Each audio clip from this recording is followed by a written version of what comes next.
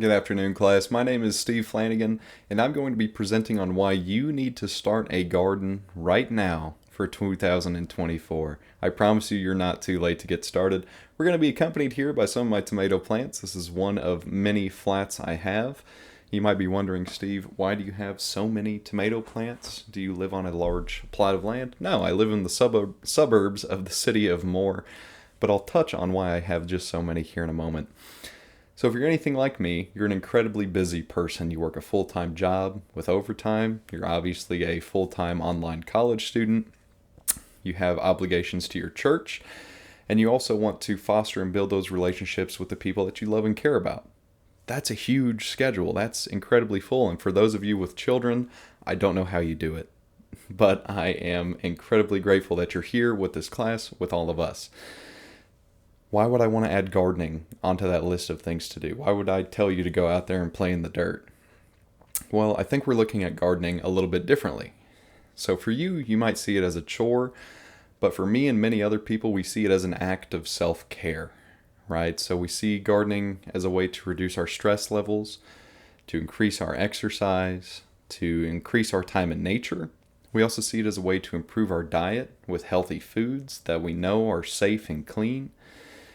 And I kind of see it as a way to make a little bit of extra money on top as well. That's never a bad thing. So spending time in your garden, pulling weeds, shoveling, moving dirt around is a great example of physical activity. Now, the Royal College of Physicians has spoke and said that physical inactivity is the fourth leading cause of death in adults. Now, the RCP also stated that exposure to sunlight, getting your daily vitamin D, can greatly reduce your blood pressure.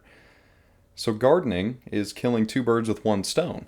You're getting out there, being physically active, and being exposed to the sun. Now make sure to wear sunscreen, but you're getting exposed to the sun.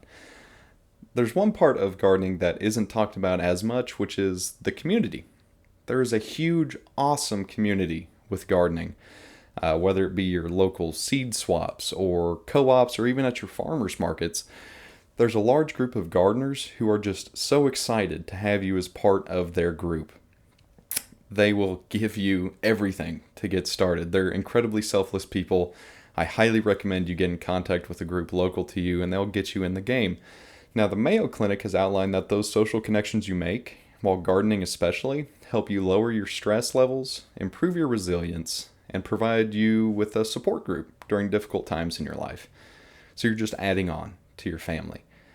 Self-care isn't the only benefit of gardening, though the benefits are numerous with self-care.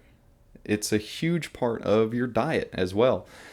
Gardeners are more likely to include vegetables in their diet. In fact, they're 30% more likely to include those fresh vegetables according to the National Library for Medicine.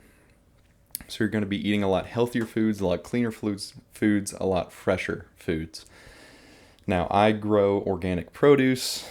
I try to do non-GMO. I try to do heirloom seeds so that you can harvest the seeds of your fruit and replant them again. So you have an infinite food glitch. No, it's a great way to grow because instead of me going and buying an off-the-shelf supplement to help my plants, I try to use natural alternatives. So like these tomatoes, they love calcium. Eggshells. Eggshells are a great source of calcium. We just crush those up, put them in the soil with the tomatoes themselves. You can do that with your garden. You can pick and choose exactly what you put in your soil, exactly what you put in your food. And your crop reflects that. They're healthy, they're happy. I collect my own rainwater so that I'm not using the chlorinated water supply from my town. So it usually leads to a better result in my yield at the end of season as well. Now, a big part of that for me is self-sufficiency. Now, obviously, I don't have a massive garden that could sustain me and my family, but it does help supplement some of the food that I eat. And where that really played a role is, the last 5 years, we all experienced a massive supply chain deficit. I'm sure we can all remember during the pandemic, going to the grocery store was chaos. And if there was some fresh fruits and vegetables available, they were extremely expensive. Luckily, I had a garden started at that time, and I was able to go pick some of the fruits off and supplement some of our meals with those fruits. Highly, highly recommended. Another time in our history, we can look back and see that during World War II, when Americans kept victory gardens because there was a food supply shortage. That's another example of why we should all have gardens in our backyards. It doesn't matter if they're huge or small. I'm going to touch on that here in just a second too. Now, the size. You may be thinking, well, Steve, I live in an apartment. I live in the dorms.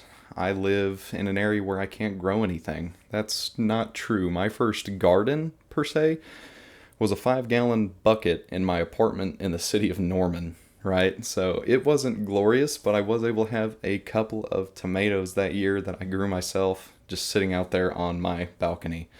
You don't have to have 40 acres. You don't have to have a backyard. You just need a bucket, right? The third part of gardening that I'd like to hit on is the extra income. Now, that's why I grow so many plants every year. The extra income I get from selling those extra plants supplements how much it costs to have a garden. Now, gardening on a large scale can be expensive. So selling extra seeds, selling those plants that you started, or even selling the fruits of your labor are ways to supplement that. Those are all great ways to make a little bit of money back and also interact with your community, get some feedback on what you should be trying next or what the people in your area want grown. So to reiterate, gardening isn't just about growing food, though that's extremely beneficial. It's about the self-care aspect too. So getting outdoors, building some muscle, getting some vitamin D, and possibly making a little bit of extra cash on the side. So get out there, enjoy it. Go dig around the dirt, go play, go experiment. You don't have to start all your seeds inside. You don't have to do it that way. You can just go out there, drop a seed, water it, and watch it grow.